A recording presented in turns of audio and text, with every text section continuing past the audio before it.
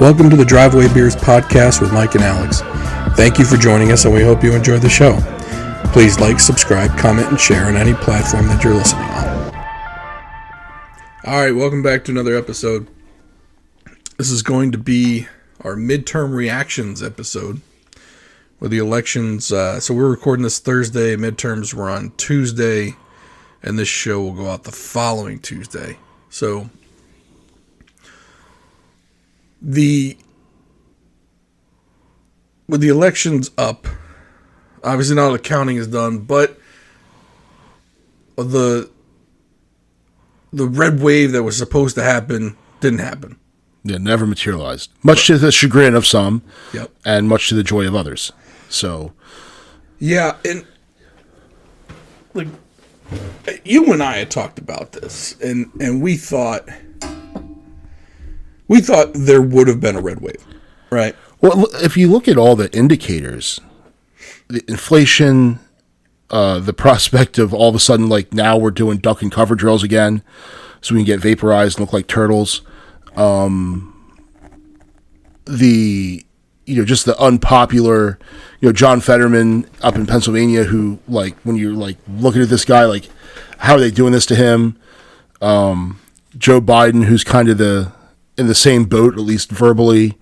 The other, the unpopular fiscal policy of sending money to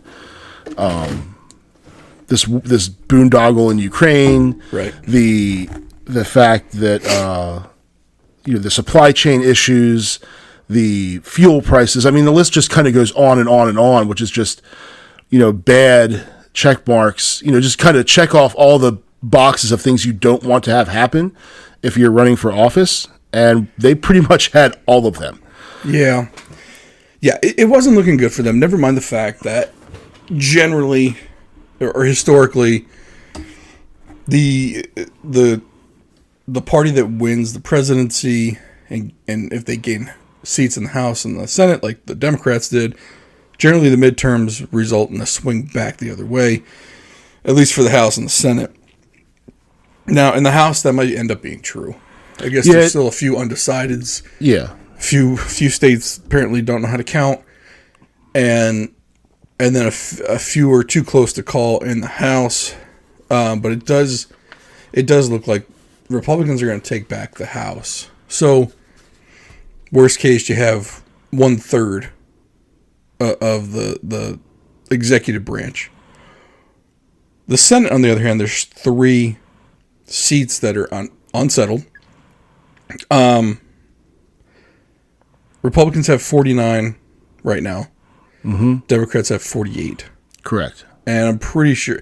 So you got the runoff in Georgia. Mm-hmm. Now, I think this is probably worst case scenario for Democrats because you had a libertarian candidate take over 2%. Yeah, and he won't be in there for the runoff. Right, and Walker only lost by less than 1%. Yeah, and so even if only half of the libertarian people come out and vote for Walker, he'll get his 1 point boost, assuming everything, which obviously is not going to work out this way, but the odds are in Walker's favor. And the odd thing is he got outspent in the original. Oh, yeah. By like 4 times. Yeah. So for him to even come that close. And then on the fact that aside from his, and I don't know the guy, I haven't spent, all that much attention on him. As far as his, political abilities, like, is he the Walker? Yeah. Like, is he sounds like an idiot. He does. I'm sorry. And that's where I was going. And you went there, so I appreciate you said it. I didn't. But yeah, he does kind of sound like a dope. I mean, other than him rushing for a whole lot of yards. And in college. And well, even in the pros. Yeah. I mean, don't get me wrong, the guy was a good pro, too. Yeah. He was from the era of running back where they essentially just smashed their head into linebackers a whole lot. Yeah, there's no concussion protocol when he was in the... But he sounds like it. Yeah. You know what I mean? Like, you hear him and you're like... Yeah, because we played football at the tail end of that. Mm-hmm. Like, you get your bell rung and like, all right, sit this next play out, and then go back in. Yeah. And I definitely had I had my bell rung like super bad one time. I was playing D line and I took on a fullback head on. Like we both went low. Yeah. And it was helmet to helmet, like crown of the helmet to crown of the helmet. You don't feel like you're there. Yeah. So imagine him. This is a pro athlete. He comes out with a lot more force going against another pro athlete. He's bringing a lot more force. My man he does not have all the brain cells that he used to have. Yeah. And I'm not putting it on him, right? He did he did what he did. Yeah. He went and played some football. Great. But just like I don't think Fetterman maybe should be a senator right now because he probably isn't fully recovered from his stroke. Yeah. Like we talked about this in episode 2 weeks ago.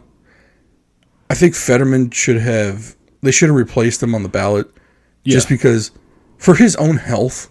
Right. Like he needs time to recover from this. I think what people don't understand is, now there are probably plenty of people here who've never had to recover from an injury. I have, thankfully, to this point, nothing too serious. But, when you're recovering from an injury, and a stroke is an injury, there's physical damage done. It takes a long time. And then central nervous system damage takes an incredibly amount of time, and then a long time. And then it's also physically, it's taxing.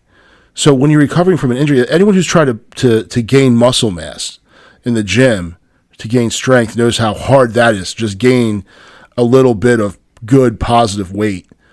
And recovering from an injury is kind of the same thing, except, the workouts are different, but you still need to really focus on it and do it. And I don't think that he's had the time to do it. Well, I know he hasn't had the time to do it. So I agree. I almost look at it like do you want power that badly? Right. And I think at some point it's time to say, maybe it's almost like when you tell your elderly parent that they can't be driving anymore. Right. Because they're going to hurt themselves.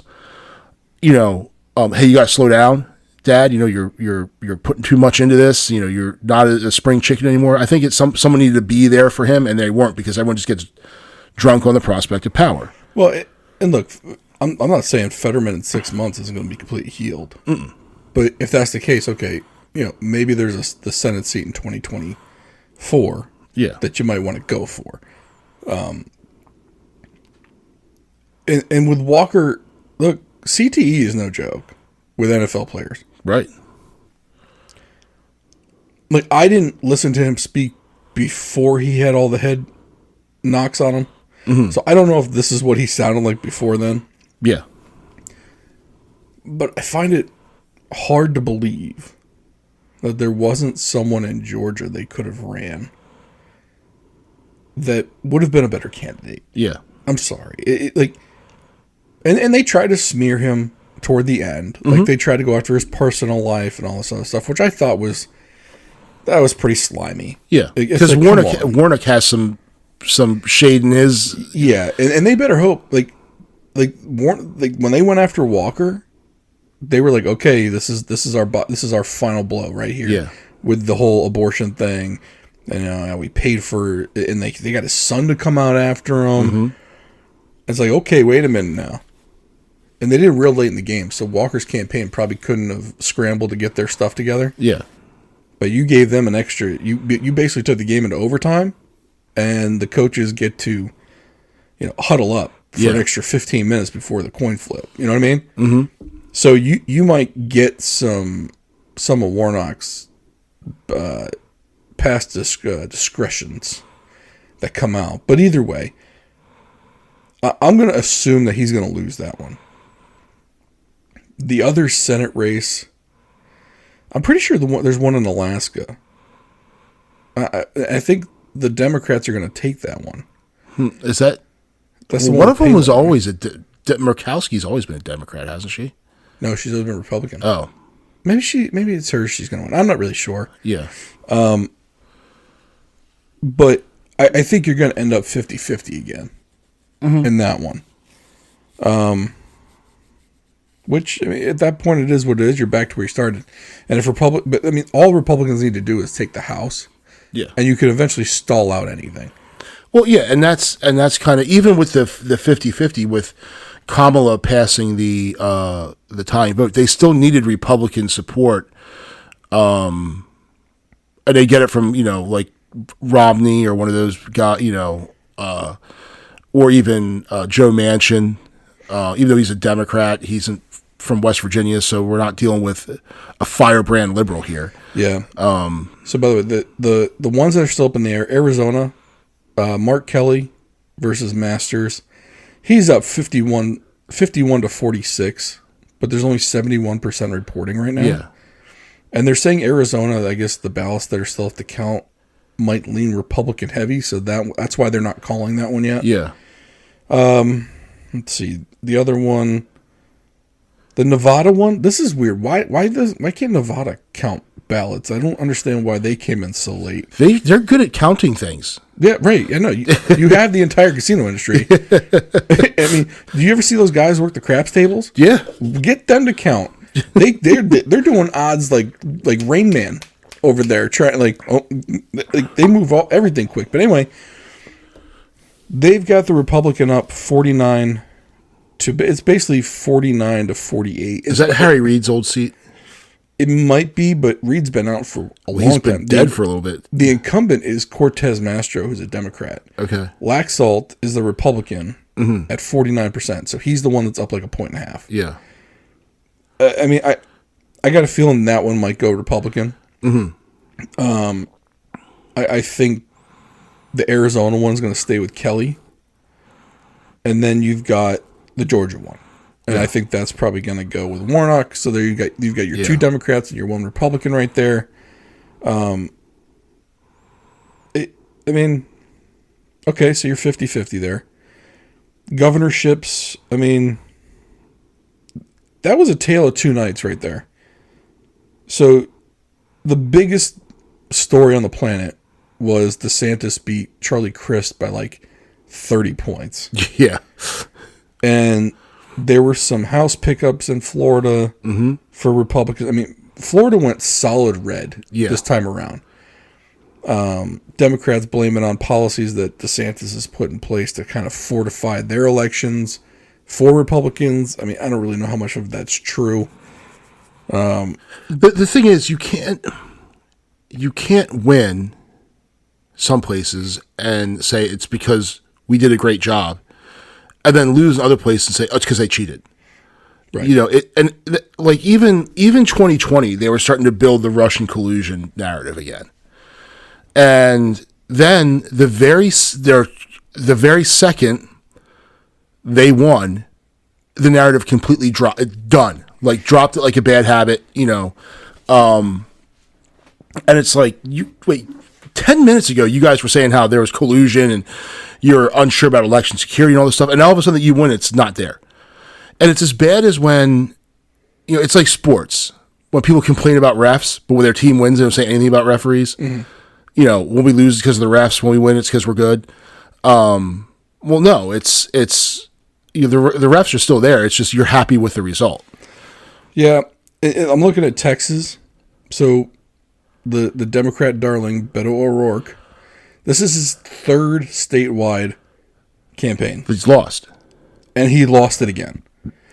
You got to go away at this point. When are they going to? Yeah, when is this guy going to just get a job with MSNBC and ride off into the sunset? Right. I mean, at this point, you're not going to win a state election in Texas. Nobody likes you. Yeah. Right. I mean, and he didn't. He lost by 10 points. It was not close. It was resounding. Yeah. And then we go up to, let's see, Pennsylvania. Mastriano got crushed. The Democrat Shapiro just crushed him by like 14 points. Yeah. Which I thought Pennsylvania would have been closer, but it was not. The one that's kind of interesting is the one in Oregon, and they haven't called it yet. Oregon, of all places, should have gone hard Democrat. 85% are in. Kotek is not an incumbent, but he's a Democrat. Mm-hmm. He's at 47%. And then Drazen, the Republican, is at 43%. I'm wondering if they're a runoff state, where if you don't get over 50, it's a runoff. I don't know.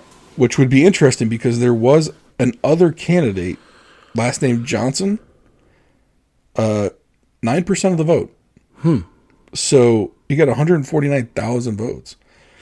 So that if there is a runoff in that state, if that's a rule there, and I don't know if that is, that would be an interesting toss-up to see who gets his votes.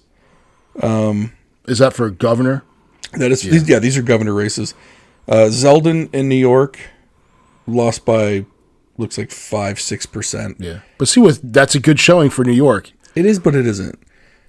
George Pataki won 2 terms as governor in New York, but that was ages ago. Yeah, but then also they flipped a couple of House seats in New York too.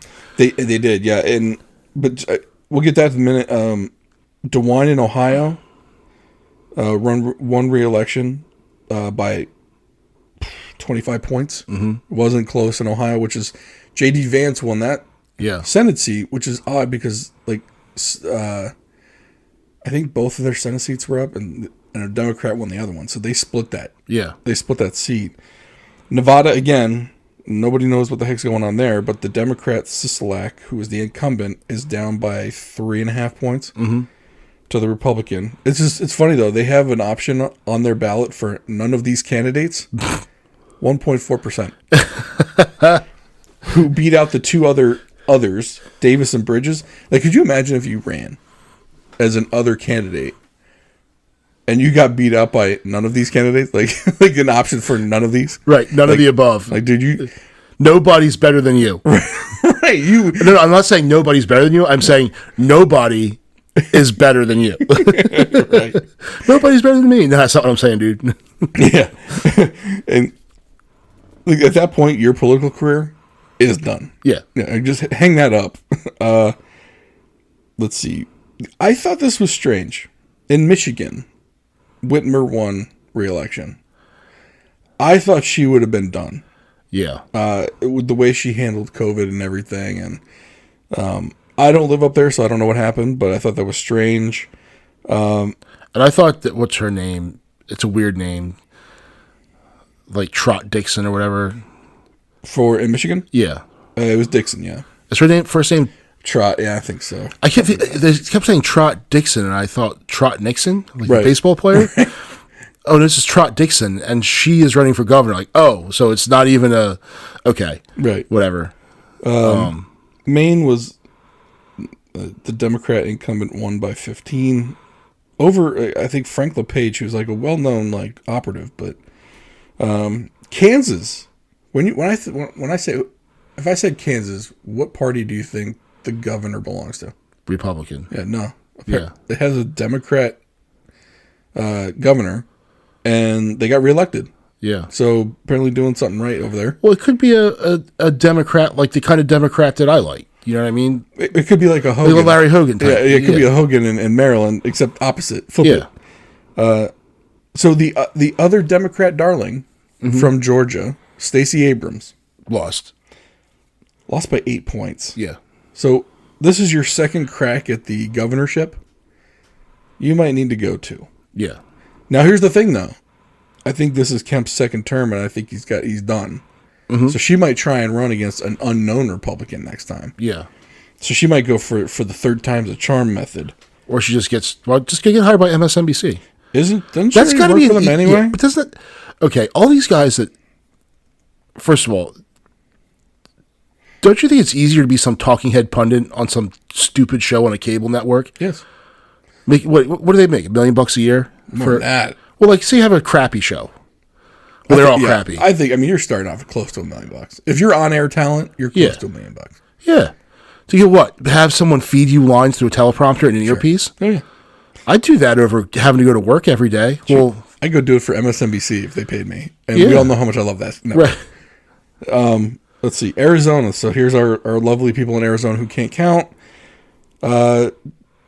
Democrat Hobbs is right now sitting at 50.5% versus Kerry Lake, who's at 49.5%. So they're exactly 1 percentage point away. Yeah. 72% reporting. So they still have about 28% of the votes to come in. Yeah. Kerry Lake seems pretty positive she's going to win. So they must have an idea of who the latest votes or where they're from in the state. Yeah. But I don't know. I think something might be afoot up there. I don't know. So they had a problem with voting machines or something in Maricopa County. Mm-hmm. My thing is, so I saw it was a Tucker Carlson clip that popped up on my news feed. And he made a good point. I know some people really don't like Tucker Carlson, but he made a good point. During the Civil War, when Lincoln was up for re-election, what was that, 1864? During the middle of a civil war, they counted the votes for the entire country in like 3 days. Mm-hmm. Why can't we do that? Right. With technology, everything it's like they're making it intentionally difficult. And they say there's early voting and mail-in and all this stuff. Now, I voted. I got the ballot and I dropped it in the drop box. I didn't mail it in. I just went and dropped it in the box. Mm-hmm. I didn't vote in person. But when you say. How hard is it to vote in person on one day? Yeah, no, I get it. But I mailed mine in. Yeah, and I'm speaking from someone that mailed his. The loudest voices right now are saying, "Well, how come they're just now delivering the votes on Thursday, 2 days after?" Okay, well, you got to remember, if I put my ballot in the mail on election day, they have to count that vote. Yeah. So let's say it takes a day to get to the proper place where they're collecting ballots in the state. Maybe 2. Who knows? Yeah. All right. They want to make sure they have every last one before they send the truck over there to get counted to the counting place. That's why it's taking until Thursday. Yeah. So I don't know if that's as nefarious as they're making it seem. Especially, I mean, a lot of people like this mail-in voting. Mm-hmm. Now, is it secure? I don't know. It depends on the state. With Maryland, in order to get a mail-in ballot or an absentee ballot, you have to enter your driver's license number. Yes. But the problem is when I send it in, all I have to do is sign it, right? Yeah. So let's say if I really wanted to, and I know this is going to be an extreme kind of scenario, but let's say I go into a nursing home. And I'm a nurse. I can go into my, I can go into the patients or people staying there. I can get their driver's license, write the driver's license number down with the date of birth. I can get their ballot. Mm-hmm. Or let's say the situation that happened in Minnesota with Ilhan Omar was there's a large group of legal immigrants that live in a certain part of town. Like there's a large Somali population. Mm-hmm. They go, they get their information so they can request the ballot, and they fill the ballot out for them and send it in. Or they drop it in the drop box and they mail it in. So they're able to get the information of the people to get the ballots for them. And then in some states, there's no request mail-in ballots, which means they just send them to everybody. Yeah. Which means anybody can fill them out and send them in. Mm-hmm. I feel like they really need to shore this part of it up both ways. One, you can't have no request mail-in ballots. I'm sorry. Yeah, they should just mail them out to everybody. Right. Well, because you have to. There has to be some way to. I don't know. Some way to verify the person requesting it. Mm-hmm. Because you can't verify it on the way there. You know, you're not asking for someone to photocopy their driver's license and insert it with the ballot. Yeah. You know, or you're not assuring that someone didn't get that person's ID number or driver's license number. Someone who has access to these type of things. So you can't tell me that a nurse working in an assisted living facility making $40,000 a year won't take a $20,000 bribe to be able to harvest 100 ballots. Yeah. And if you think no one's going to pay that amount, guess again. You should see some of the rates that people pay to like political consultants and whatnot. Yeah. Well, even if you look at the money that was spent on this election, it's outrageous. So $16.7 billion. Yeah, that's the budget of a small country. Yeah. Just on one political cycle. Yeah. And it's amazing. So, like, well, it was really weird. So my work phone has a 202 area code. Mm-hmm. Mine too. And I was receiving text messages from Raphael Warnock to donate to his campaign. And I'm like, I don't have a, like, you're going to send, you know, now there was from, you know, through some PAC. But the thing is, like, all that out of state money, that dark money that's influencing these elections. Yeah. My personal phone, I was receiving text messages to donate to Democrat campaigns in West Virginia. Yep. I don't have a West Virginia area code. And I must have filled out some form somewhere or something, you know, that they got and they're sending. But it's like, why should I, as someone from Maryland, have any influence over a West Virginia election, one way or the other?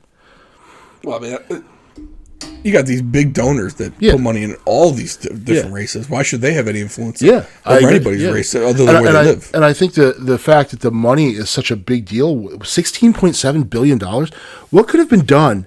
And let's go and say social programming, that government programs that those on the left love to spend money on.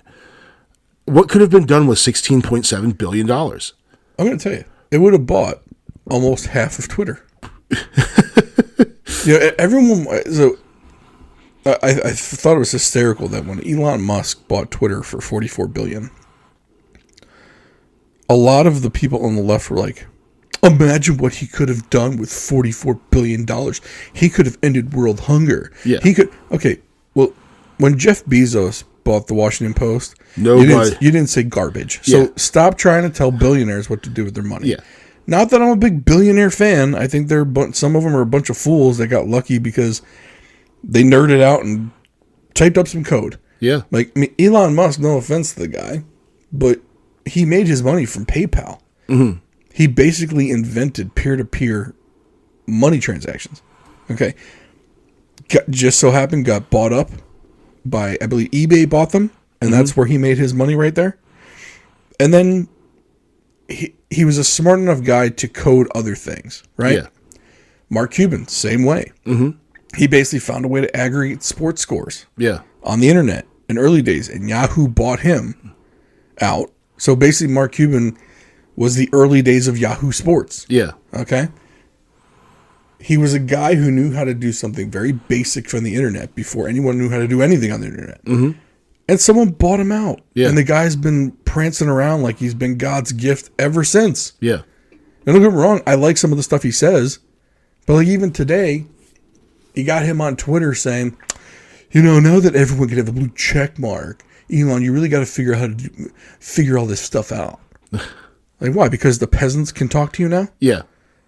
Because I guess you can have it set with that anyone who doesn't have a blue check mark, if you have the blue check mark, you can weed everyone else out. So because obviously if you have the blue check mark, everyone's going to be at Elon, at Elon, and you don't want to get all those announcements, right? You don't want to get all those mentions in your feed and everything.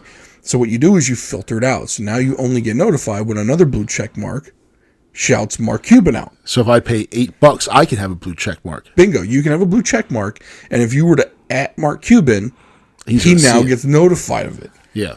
Like, God forbid you now have to talk with, the peasants of the world on Twitter. With the unclean.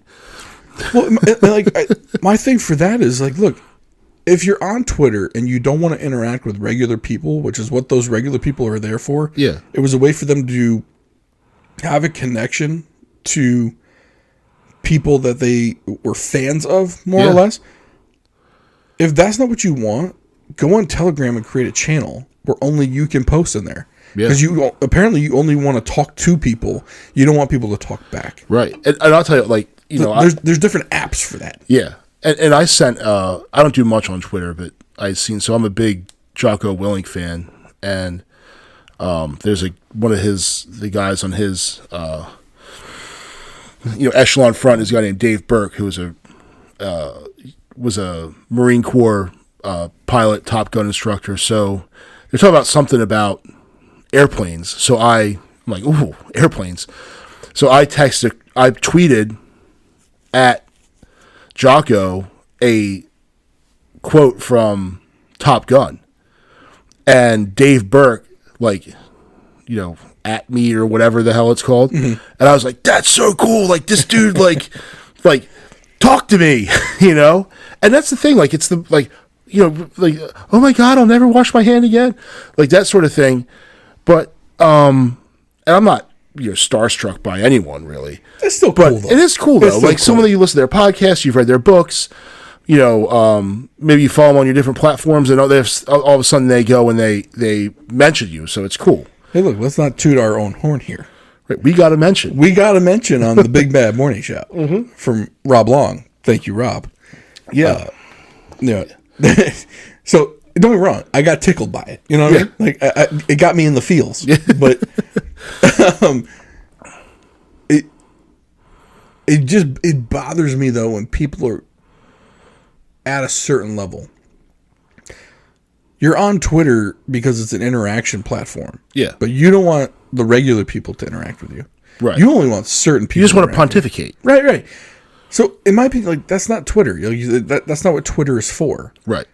There are other avenues for you to go and just talk and have people listen to you, and they won't be able to talk back to you.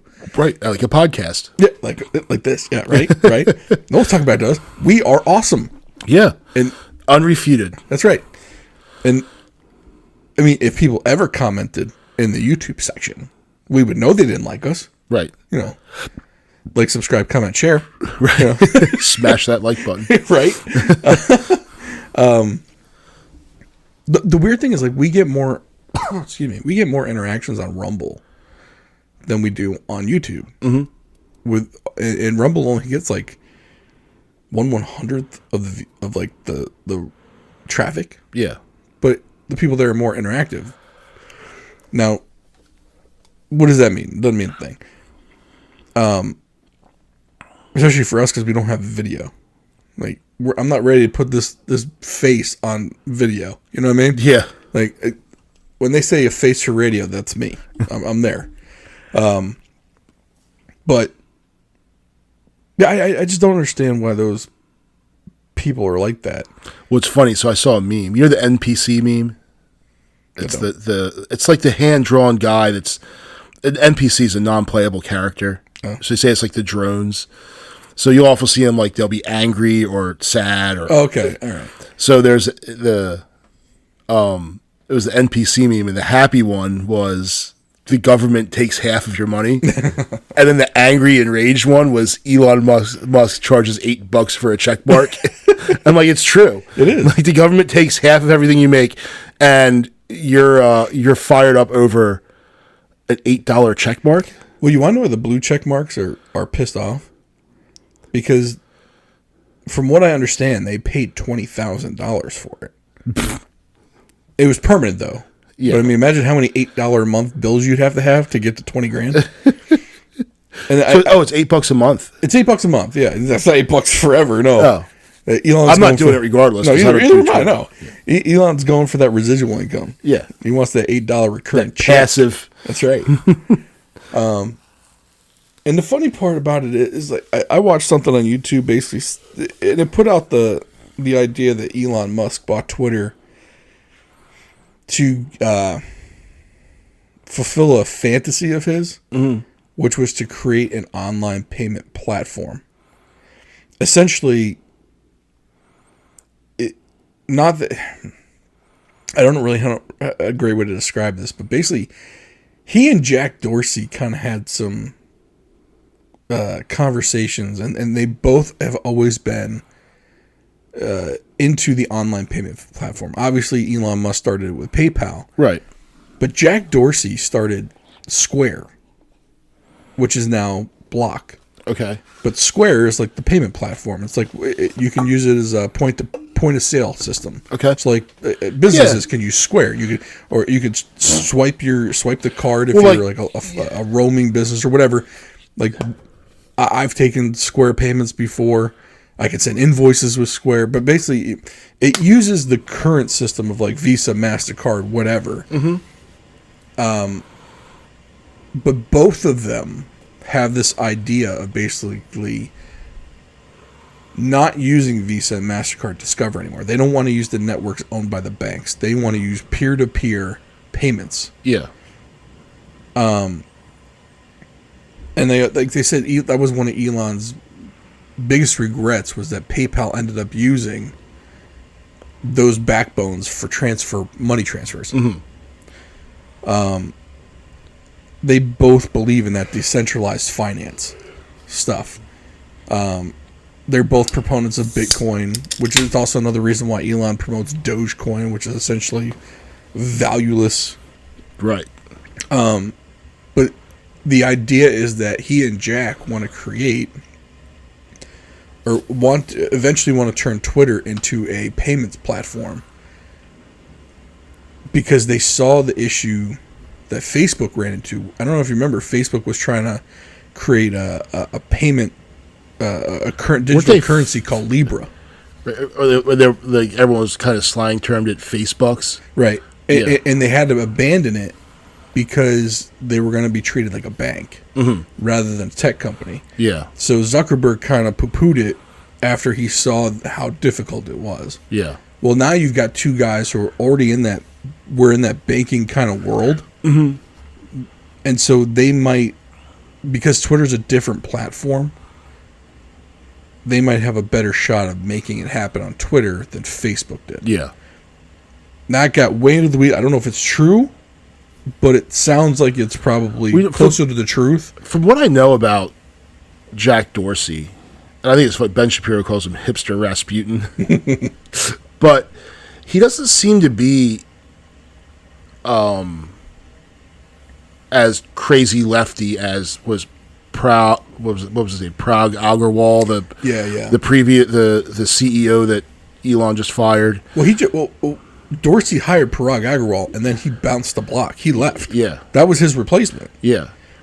And some people think... So, obviously Jack created Twitter. And a lot of people think that Twitter got pushed into the direction of where his investors wanted it to go. Because as a tech company, you take a ton of seed money. Yeah. And the entire purpose of the seed money is so that eventually you go public and you can pay those people back. Right. Like 25, 50% on their cash. That's what they do. They're venture capitalists.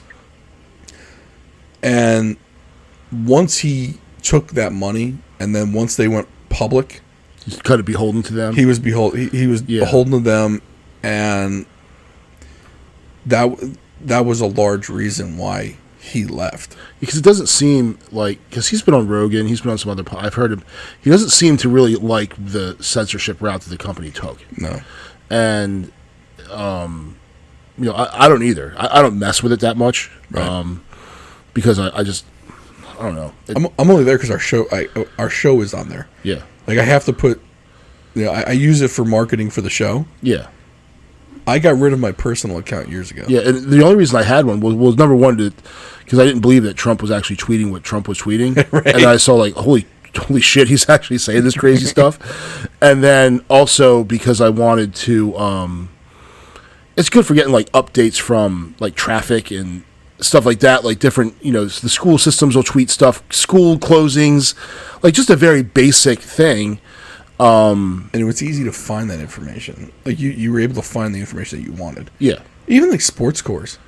Mm-hmm. They were updated quicker on Twitter. Yeah. Than they were on like Yahoo Sports or whatever. Back then. I mean, Yahoo Sports has gotten better with their sport or the score reporting, but Twitter was like on it. Yeah. And it was just an easy way to get good before it became a political cesspool, it was a good way to get information. Yeah. And the thing is, like, I'll still get information even from social media. Like we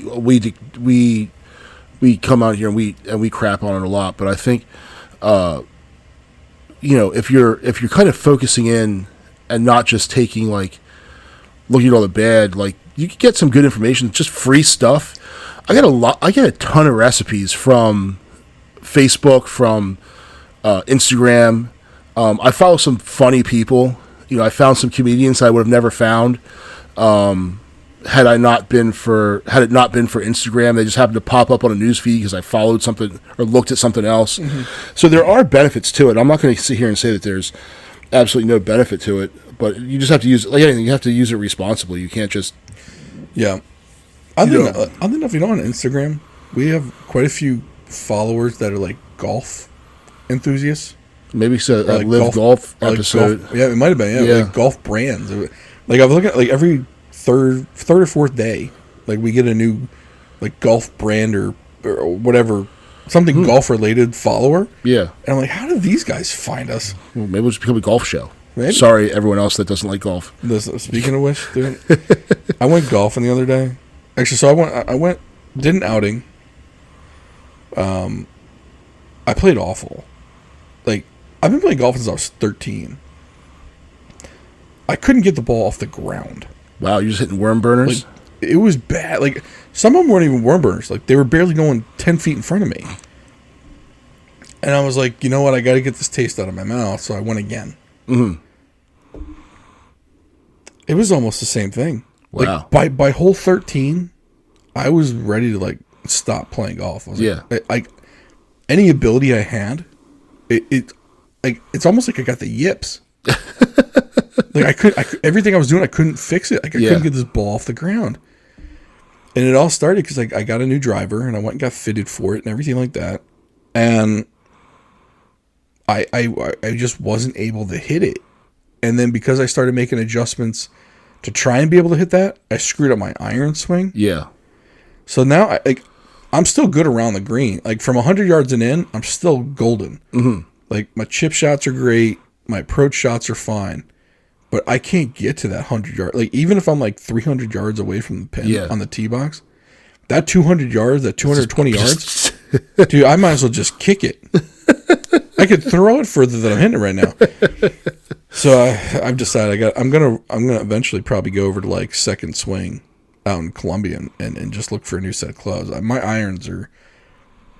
I haven't been able to hit. Like, when I got these irons, this is like my first nice set of irons. It's Ping G15s. Like it's my first set of actual clubs that didn't come from somebody else, right? Or just it wasn't the first time. It wasn't a no name brand or something like that, right?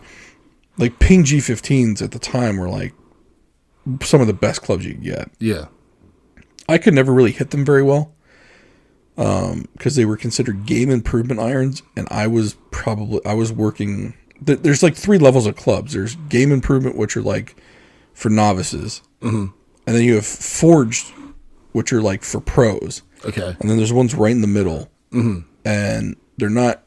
They're made for someone in the middle. Like I was a high 80s, low 90s golfer at one point, which isn't great, but it's not horrible. It's better than me. It makes you look like you can play golf. Yeah, right. High 80s, low 90s on what the front half and the back half. So I scored more points. I win. so I went from a middle style to a game improvement style, and I couldn't get the ball. Like I could hit them, but the ball wouldn't go as high, and they wouldn't land as soft. Like I was hitting more stingers than anything. Yeah.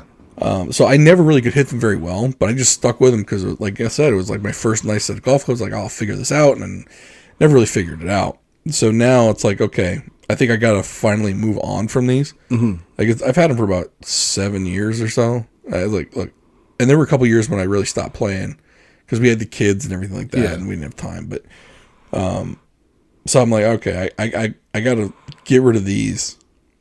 I'm gonna trade them in, get something else used. Maybe swap out for like $300 out of pocket.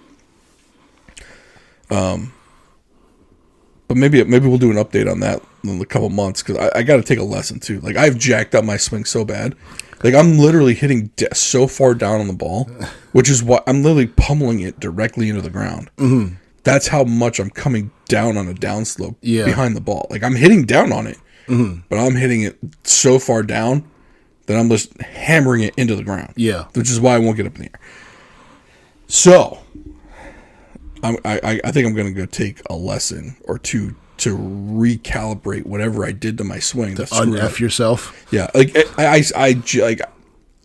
I'm someone who can adjust my swing in bits to get myself right.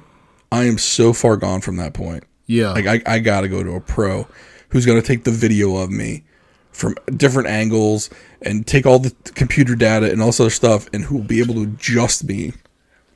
Like if I need to adjust where my arms are, I just got to adjust where the ball is, everything. Yeah. Just I need someone to get this at least on track so I can get the ball in the freaking air again. But anyway, all right.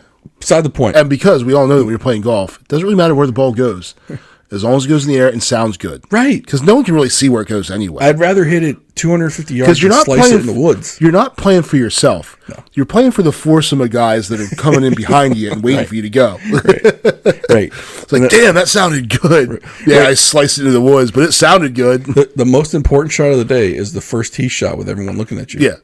If you hit that long and straight, everyone thinks you're awesome, regardless of how bad you hit the ball the rest of the day. You just suck the rest of the day. Right. Check. I'm done. I'm on it. But the last time I went out, I was done by 13th hole. Oh wow! I was like, I can't do this to myself, like, because I was hitting the ground so hard. I was hurting my back and my shoulders. That's how Jack. It's like bat sting, dude. I'm almost like Charles Barkley. His old swing, you remember that? Like, he looked like he had like 7 hitches in it, and he was smacking the ground with the club. Like, I felt like that. Yeah. Except without the hitches. But anyway, regardless. But I mean, back to the elections. I think, like, the big question is now. So, Trump endorsed Oz, and he endorsed Walker. Yeah. No one can believe that Oz lost that race. Yeah. But Oz was a miserable candidate who Trump should never have endorsed. Well, I also question the Trump endorsement. And I talk to a lot of people that talk about, everyone wants to talk about the presidential. And I've said before, the local is what has a bigger effect on your life. Sure. And that's where you should really research and pay attention. And I did, state and local.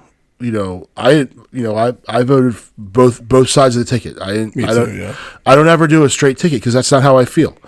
And but I think Donald Trump is such a galvanizing figure, like he divisive figure, that, like, take for instance, we have a Republican governor in Maryland who the Trump crowd calls a rhino because he's not Trumpian enough or not wacko right-wing enough.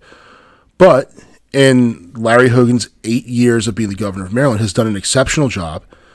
Lowered state taxes, lowered fees, done everything that the right says that they want done. He did all of it. And never having a majority in either house, having working against essentially the state legislature, both houses could override anything, any veto he did, and he managed to put together a pretty. I mean, even some stuff as simple as tolls in this, and he replaced O'Malley. So you used to call, like, it was tax more O'Malley land, and lowered all these fees, tolls. Like the Bay Bridge toll went down back to $4, right? Under Hogan's stewardship. So he did everything that your traditional Republicans would say that they want done. But now all of a sudden Trump bursts on the scene, and it's, oh, he's a rhino, right? And because he's not right wing enough or not Trump enough, which then leads to Dan Cox. So the Republican, do you want to show your support for Trump, or do you want to win elections? And my thing is, and I'm not a Trump guy. I'm not a Trumper. I never have been.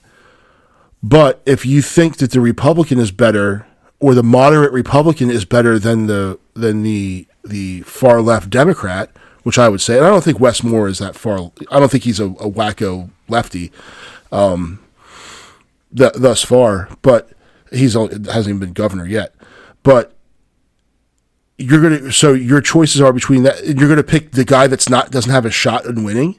Right. It makes no sense to me how the logic works. But it's like this Now there's some that are saying that the Democrats were putting where there was dark money going into Dan Cox's campaign to get him so he would beat Kelly Schultz. Yeah, I think there was that.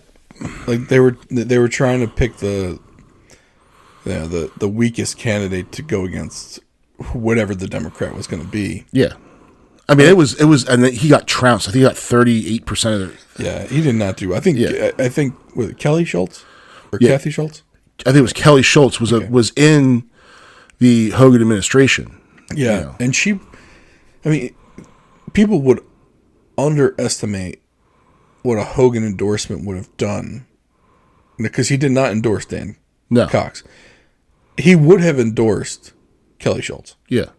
He appointed her. Of course he would have been. Right. Well, but that would have done just amazing things for her campaign, because yes, he's Republican in a majority Democrat state, but he's a Republican governor with over 70% approval. Yeah. And if you have a Republican saying, basically, I'm just going to continue what Governor Hogan did, it would have been hard for Wes Moore, who had no name recognition in this state, to gain a foothold. Yeah. I think this would have been a very different race. Now, don't get me wrong, Wes Moore still might have won, but it would have been within 5 points. I think. Yeah. In my opinion, it would have been. Yeah. I had talked to some people within the GOP, and they essentially said the same thing. Like, they were saying, look, we don't want this guy. Yeah. And he got no support from the party. There was, I mean, but here's the thing. Why would you throw money at that election? The dude is unelectable in the state. You have to read the room. Right. And you can't go in, if I walk into a bar and they're playing hip hop, and it's my turn at to pick a song. And what's that stupid machine you can pick songs on? Jukebox. Yeah. Well, not the juke. It's like whatever. digital now. Whatever. Yeah. No. Like, am I going to go put Merle Haggard on there? I expect everyone to jump on read the room, man. Like, that's not what this crowd's into. Right. If everyone's on the dance floor having a good time and they're playing pop or hip hop, and I'm going to come in and put Merle Haggard on and expect the dance floor to get jumpy. No, that's not what's happening here. Yeah. But that's what they did. They went and they walked into the bar that was playing hip hop and pop, and they put on some old school country, and they wondered why everyone jumped off the dance floor. Yeah. Let me ask you though. So where does the GOP go from here? Because you've got a Hogan, who they're calling a rhino, right? Then you've got a DeSantis, who's America first, but not Trumpian. Right. And then you've got Trump, who's America first, but a buffoon. Right. Okay. So if basically you've got your far right, middle right, centrist middle. With Hogan's being the centrist, DeSantis being the middle of the Republican Party, and Trump being all the way to the right. Yeah. Okay. The knock on DeSantis is he's part of the Uniparty with a really good cover because of the way he governed Florida, right? Yeah. But he's part of the Harvard, Yale, Princeton pipeline, and he's part of the fraternity that's produced more presidents than Skull and Bones.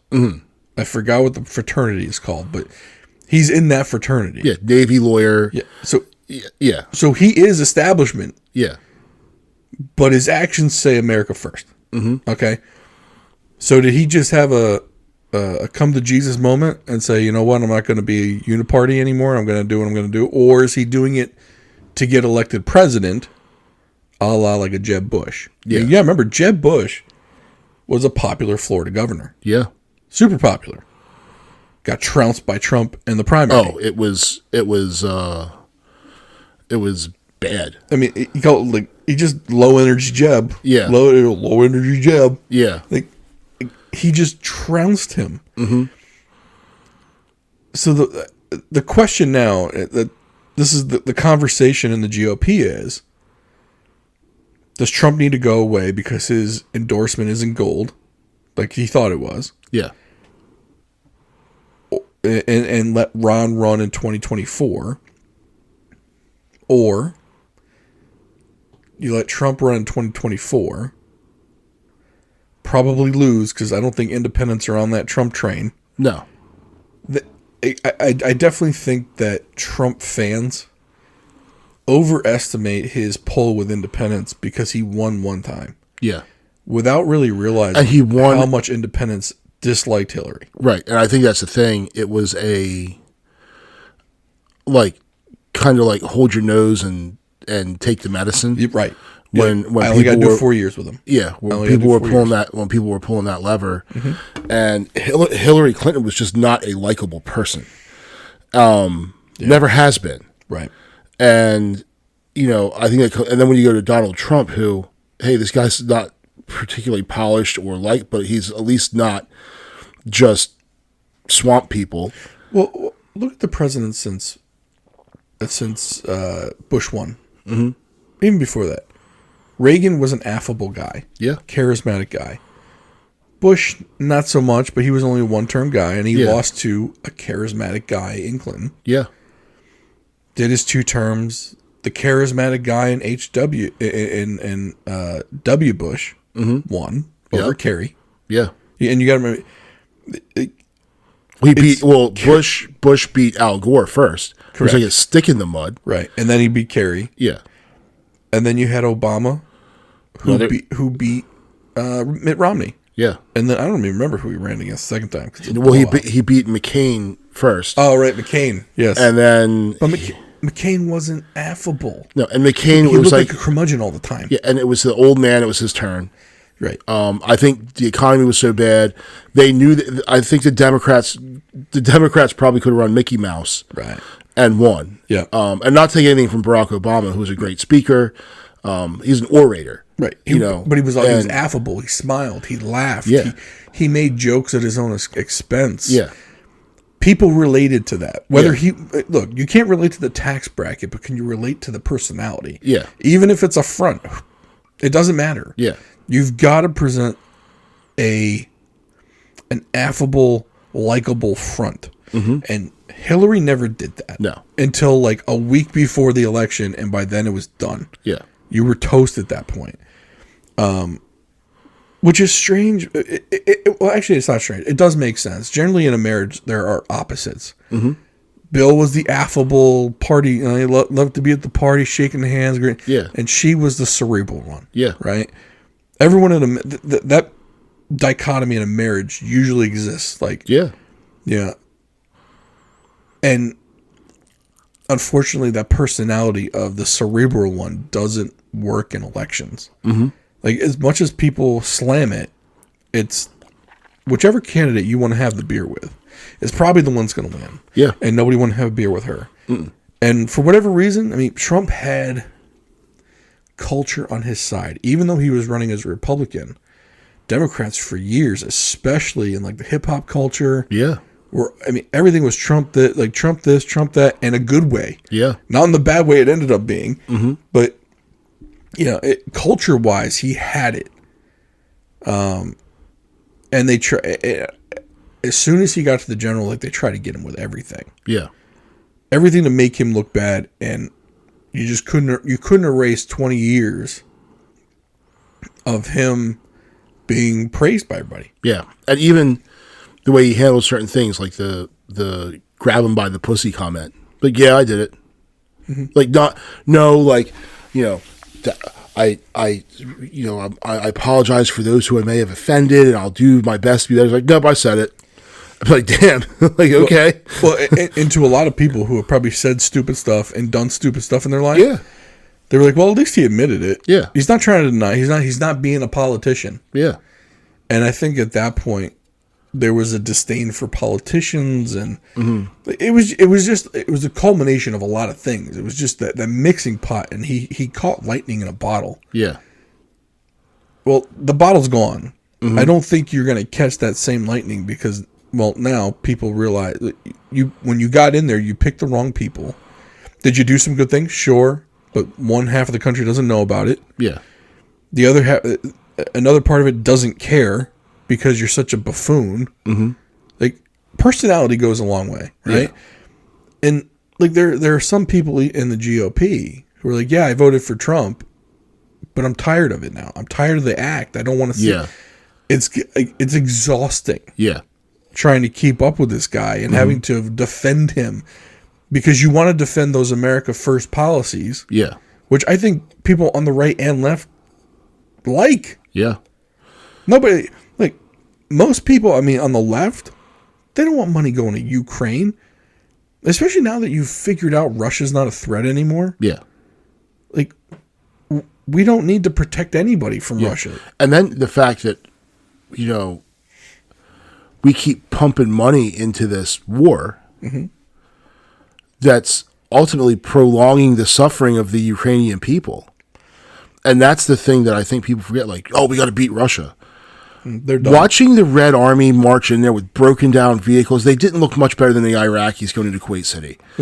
And there are some people saying, oh, that was part of their plan, and that's because Putin's a genius. Like, I'm sorry, when you know, amateurs are warriors, professionals are logisticians, the Russians were amateurs. And it showed. And like, okay, conventional warfare, not even worried about them. We talked about this in a past podcast. We'll pivot to Russia for a minute here. Russia, as we knew it, going back to the Cold War days, is over. Yeah. And not just over. There's something that a lot of people didn't notice. In September, Azerbaijan attacked Armenia. And so 2 years ago, in 2020, Armenia and Azerbaijan fought a war over an enclave inside Azerbaijan that Armenia claims. Okay, Azerbaijan fought to get it back. It was basically an autonomous section with ethnic Armenians. It's in Azerbaijan proper. They wanted it back. They basically fought this war with Turkish weapons, got it back. Armenia still was using old Russian stuff because they're part of that defense organization. So whatever the Russian version of NATO is, the Warsaw Pact. It's not Warsaw. It's CITO, okay. CICOT. I can't remember. CAT. I don't know what they call it, but it's basically Russia, Belarus, like Tajikistan. Okay. A lot of the old Soviet republics and whatnot.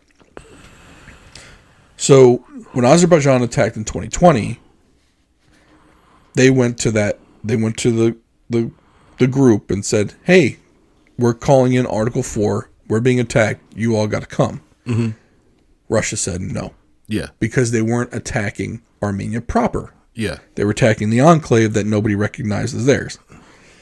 Okay, they lost it. Russia negotiated a peace, whatever. They end up having to get back the enclave, but it's still technically independently run. Well, September 2022, this past year, Azerbaijan attacks 4 to 5 spots on the border of Armenia. So they attacked Armenia proper. They didn't really go anywhere. Only 300 people died. I'm not saying only 300 people. It's horrible. Whatever. In warfare terms. Yeah, this was light, right? It was strategic, though. Armenia went back to the group and said, okay, they're attacking us. They're attacking our borders now. Our actual borders, nationally or world recognized borders. We're calling in Article 4. Now Russia's dealing with Ukraine, right? Yeah. They said, nope, we're not going to help you. The other countries, nope, we're not going to help you. What Azerbaijan essentially did, and remember, Turkey's a part of NATO. Turkey and Azerbaijan, I think the saying goes, 2 lands, 1 people. Okay? They have the same ethnicity, backgrounds, all that fun stuff. Yeah. Okay. Like us in Canada. Yeah. So by proxy, NATO basically attacked Armenia, not to destroy it, not to do anything, but to test that alliance. Yeah.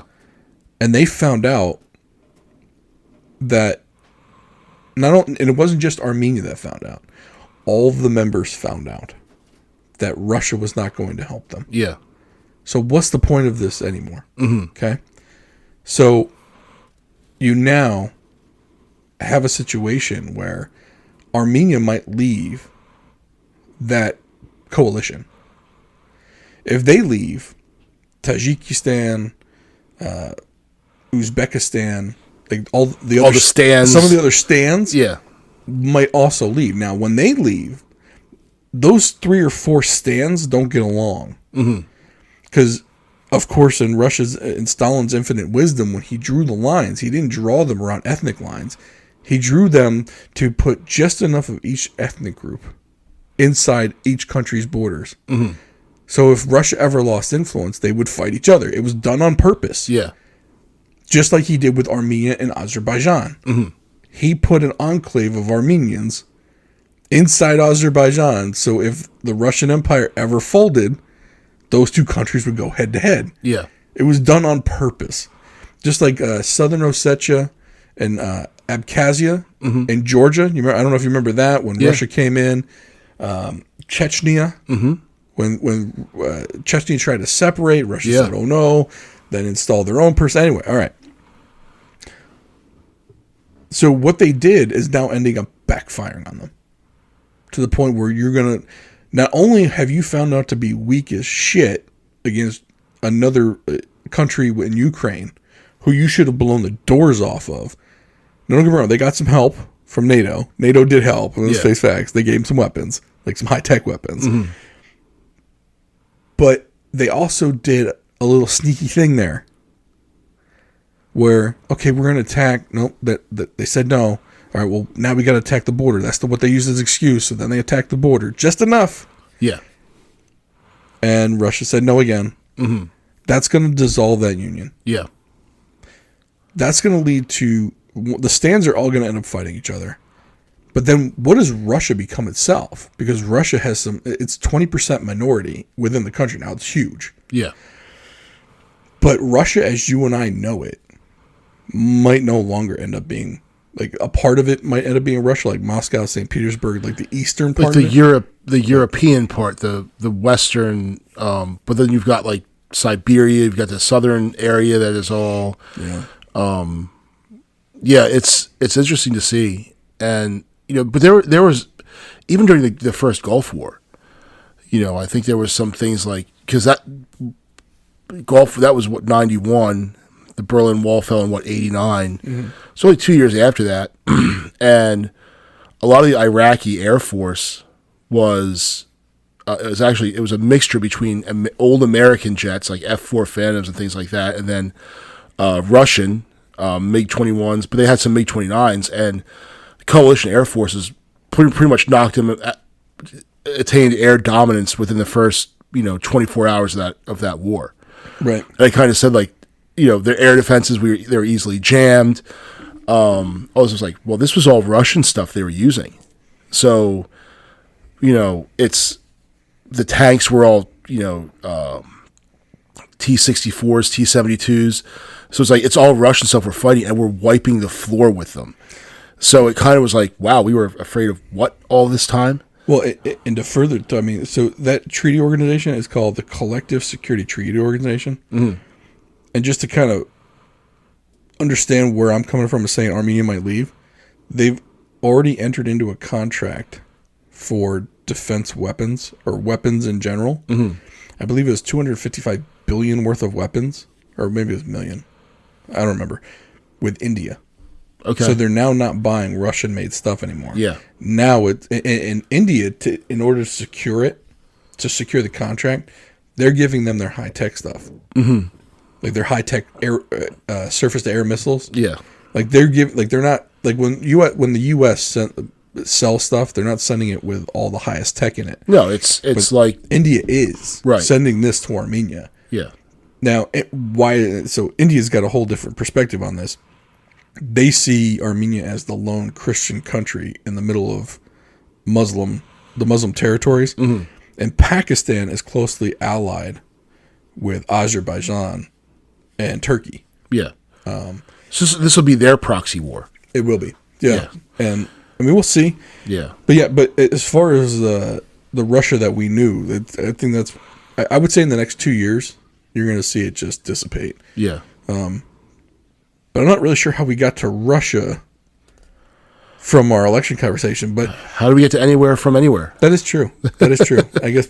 Look, maybe that's just what our calling card is at this point. We end up where we end up, but we start where we start. Yeah.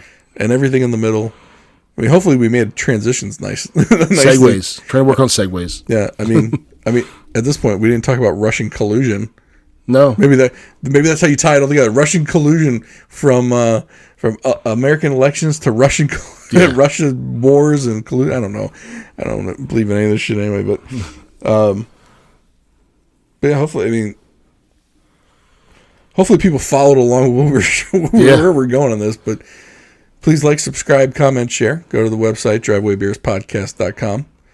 Click on the link for private internet access so the Russians can't get your information. Maybe I should wear a tinfoil hat when I say that. Yeah. Maybe.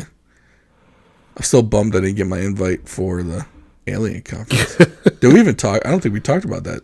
No. This might be the first show we talked about since Halloween. It is. Yeah, Halloween was last week, so yeah, the guy didn't go around passing around flyers this year, so I'm going to have to try and find out if that conference is happening. I have to do some research. I will. I'll do that before the next show, though. And then I'll probably cry because I didn't get my flyer again. Maybe he went around after I went home. Kind of bummed about that. I was kind of looking forward to going this year. Yeah. Especially, I don't know, maybe more experts were going to be there. All of the experts were there last time, so. But maybe all means more now. Yeah, who knows? Maybe they got new experts. Yeah. I don't know. But anyway, all right. Thanks for tuning in. Thanks for listening to the show. We hope you enjoyed spending time with us. We enjoy spending time with you, and we'll see you next time.